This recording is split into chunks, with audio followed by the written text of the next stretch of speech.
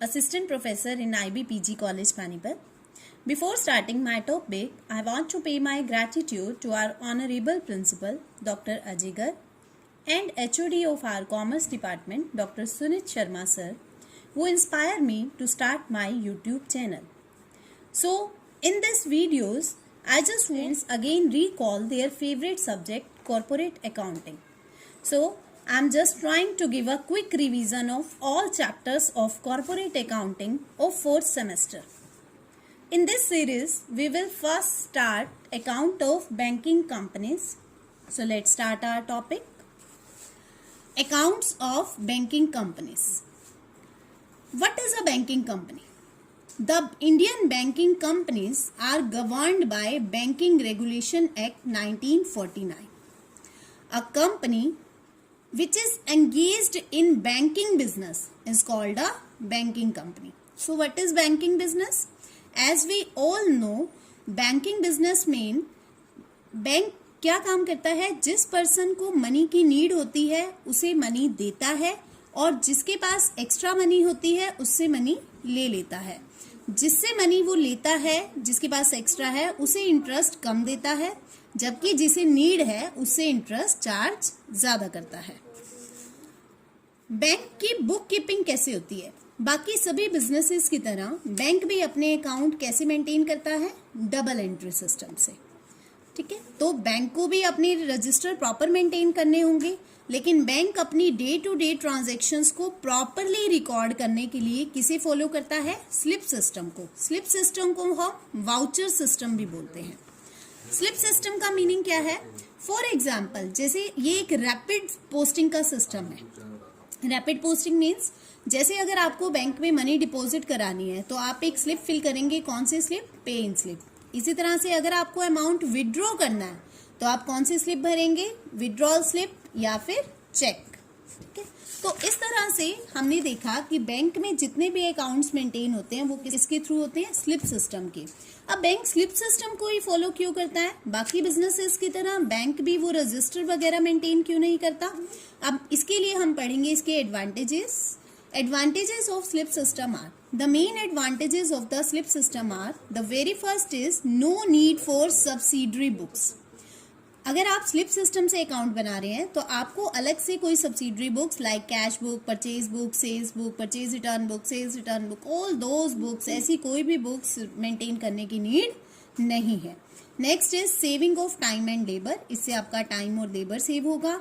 Up to date accounts रहेंगे क्योंकि आप डेली हर ट्रांजेक्शन स्लिप के थ्रू हो रही है. वर्क का प्रॉपर डिवीजन हो जाता है. नेक्स्ट इज अकाउंट्स रिलायबल रहते हैं क्योंकि ये स्लिप्स कस्टमर फिल करता है तो फिर ये रिलायबल रहती हैं. और एक ऑडिटिंग में भी ये यूज होती हैं, अकाउंट्स को चेक करने में, क्रॉस चेक करने में यूज होती हैं. प्लस आप इसे कोर्ट में एज एन एविडेंस भी यूज कर सकते हैं. नेक्स्ट है disadvantages of slip system. The main disadvantages is that क्योंकि एक छोटा सा कागज का टुकड़ा है तो इसकी रिस्क ऑफ लॉस या डिस्ट्रक्शन होने के चांसेस ज्यादा रहते हैं. लाइक पानी गिर गया या कुछ इधर उधर हो गई, हल्का सा फट गया. Next is difficult and expensive to keep the slips properly. Bank की स्लिप्स को प्रॉपरली मेंटेन करना बहुत ही डिफिकल्ट और एक्सपेंसिव होता है क्योंकि स्लिप्स बहुत लार्ज होती हैं. नेक्स्ट है पॉसिबिलिटी ऑफ मिस अप्रोप्रिएशन. क्योंकि स्लिप्स लूज होती हैं और स्मॉल होती हैं साइज में तो इजीली मिसप्लेस हो जाती है. Next is difficulty to customers. चाहे कस्टमर कितनी भी केयरफुल रहें और कई बार कस्टमर से गलती हो ही जाती है और इलिटरेट कस्टमर्स के लिए तो इन स्लिप्स को फिल करना और भी ज्यादा मुश्किल है. इसके इतने ज्यादा डिसएडवांटेजेस होने के बावजूद स्लिप सिस्टम असेंशियल है और हर बैंक इसे अडॉप्ट करता है इसके एडवांटेजेस की वजह से, क्योंकि इसकी शॉर्ट कमिंग्स को ओवरकम किया जा सकता है अगर हम प्रॉपर सिस्टम मेंटेन करें तो. So now we will start our practical topic, that is final account of banking companies. Every banking company prepare its final accounts at the end of each year. Obviously, the format are in vertical form, Form A. As we all know that account of banking companies are regulated under Banking Regulation Act 1949.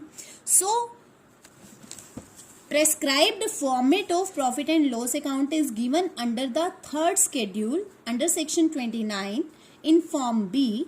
you have to write profit and loss account in capital letters and after then for the year ended, जो भी आपका year हो. The format is particulars, schedule number, year ended 31st March, that means current year, and the next is previous year. previous year का column आपको just maintain करना है exam में, क्योंकि हर बैंक लास्ट ईयर से अपनी कंपैरिजन करना चाहता है. अगर एग्जाम में प्रैक्टिकल क्वेश्चन आता है तो आपको प्रीवियस ईयर का डाटा नहीं डालना, जस्ट कॉलम बनाकर छोड़ देना है और फॉर्मेट में भी जस्ट कॉलम मेंटेन करना है.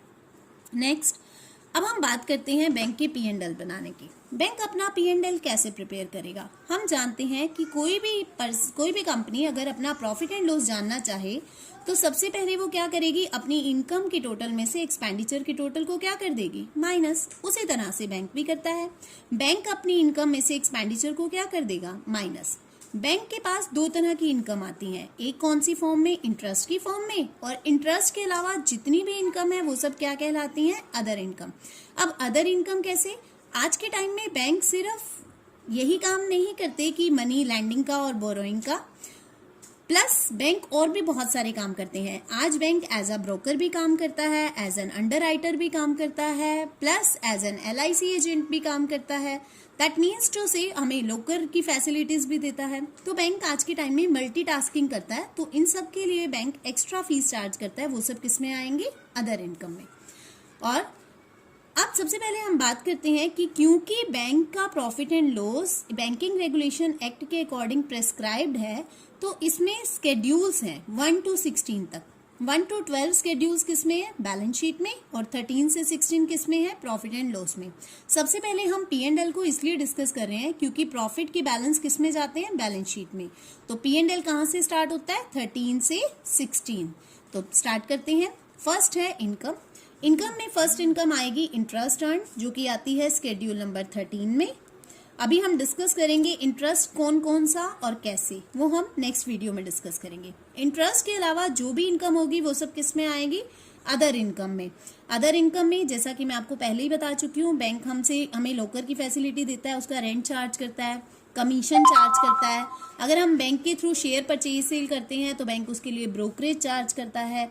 आज के टाइम में फॉरेन एक्सचेंज बहुत इम्पॉर्टेंट हो गया है, तो उसके लिए बैंक एक्सचेंज फीस चार्ज करता है इंडियन करेंसी को फॉरेन करेंसी में एक्सचेंज करने के लिए, तो वो भी बैंक की अदर इनकम में आता है. दैट मीन्स टू से कोई भी अदर इनकम जो कि इंटरेस्ट के अलावा हो, any kind of profit, that is also other income. So we will discuss it deeply in next video. Next is expenditure. Interest paid. जिस तरह से बैंक को इंटरेस्ट रिसीव होता है उसी तरह से बैंक को इंटरेस्ट पे भी करना होता है. पे किस पे करना होता है, फिक्स डिपॉजिट पे. हम customer as a customer bank में जो भी अकाउंट खुलवाते हैं, जैसे fix deposit, saving deposit, recurring deposit, fix deposit, saving deposit, recurring deposit and current deposit, इन सब पे बैंक हमें क्या पे करता है, इंटरेस्ट पे करता है. तो वो सब किस में जाएगा, इंटरेस्ट एक्सपेंडेड में, interest paid by the bank.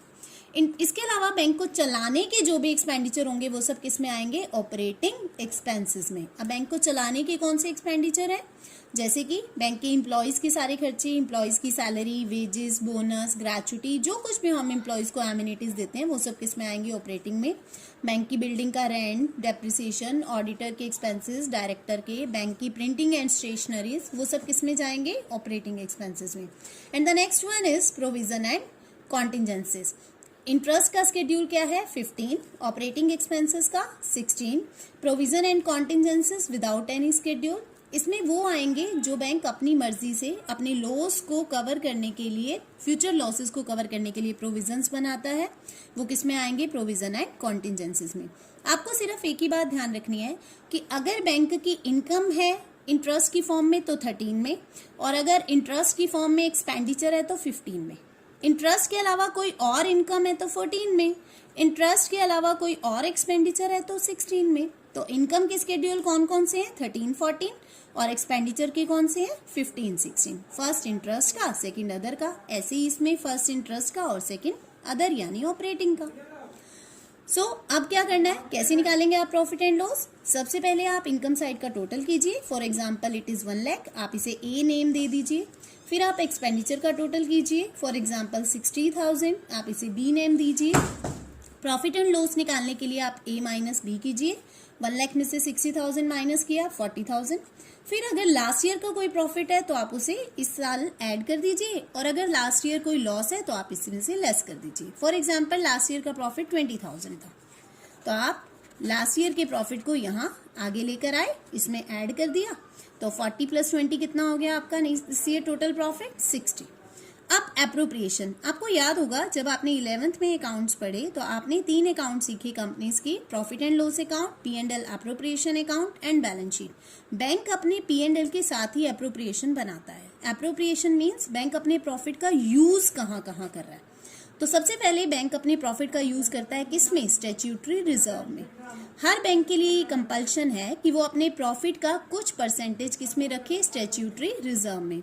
RBI per year अलग अलग गाइडलाइंस देता है। इस समय बैंक की गाइडलाइंस के according 25% of current year profit किसमें रखना होता है? स्टैट्यूटरी रिजर्व में। करंट ईयर प्रॉफिट कितना था? 40,000, तो 40,000 का 25% कितना हुआ? 10,000। Next, transfer to other reserve. आप ध्यान रखिए कि स्टैट्यूटरी रिजर्व में डालना कंपल्शन है जब भी बैंक को प्रॉफिट होगा। अगर इस साल कंपनी को लॉस हुआ है तब आपने ये रिजर्व में नहीं डालना। और एक सबसे इंपॉर्टेंट चीज, आपने करंट ईयर प्रॉफिट का डालना है, last year profit add less करने से पहले जो आएगा। Next is transfer to other reserve. अगर बैंक के स्टैट्यूटरी रिजर्व के अलावा बैंक खुद भी चाहता है कि वो अपने पास कुछ रिजर्व रखे, क्योंकि स्टैट्यूटरी रिजर्व तो आरबीआई की गाइडलाइंस के अकॉर्डिंग है। अगर बैंक अपने पास कुछ अलग से रिजर्व रखना चाहता है तो वो किस में जाएंगे? अदर रिजर्व में।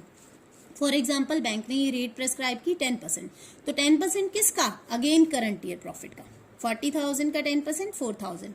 कुछ स्टूडेंट्स का क्वेश्चन होता है, मैम हम 60 का क्यों नहीं कर रहे? क्योंकि लास्ट ईयर का जो प्रॉफिट होगा उस पर तो लास्ट ईयर रिजर्व्स बन चुके होंगे ना, उस पर अगेन बनाने की जरूरत नहीं तो वो डुअल ट्रांजेक्शन हो जाएगा। नेक्स्ट है ट्रांसफर टू गवर्नमेंट और प्रपोज डिविडेंड। जो लोग बैंकिंग कंपनीज में शेयर इन्वेस्ट करते हैं, बैंक उन्हें डिविडेंड पे करता है। डिविडेंड मीन्स प्रॉफिट में शेयर देता है, तो प्रॉफिट में से शेयर देगा। कहाँ से? 40,000 में से। लेकिन डिविडेंड की जो परसेंटेज होगी, डिविडेंड किस पे कैलकुलेट होता है? कैपिटल पे, पेड अप कैपिटल पे। स्टूडेंट्स फ्लो में क्या करते हैं? 25% किसका करा? करंट ईयर प्रॉफिट का। 10% किसका करा? करंट ईयर का। तो स्टूडेंट्स डिविडेंड भी किस पे दे देते हैं? करंट ईयर पे। नहीं, you have to keep it in mind that dividend should be paid on capital. So for example capital is 1 lakh, तो 1 lakh का 10% कितना हुआ? 10,000 and the remaining balance carried to balance sheet. Remaining balance means 60,000 minus 10,000 minus 4,000 and minus dividend 10,000. The remaining balance is 36,000. It will carry to balance sheet. So total is 60,000.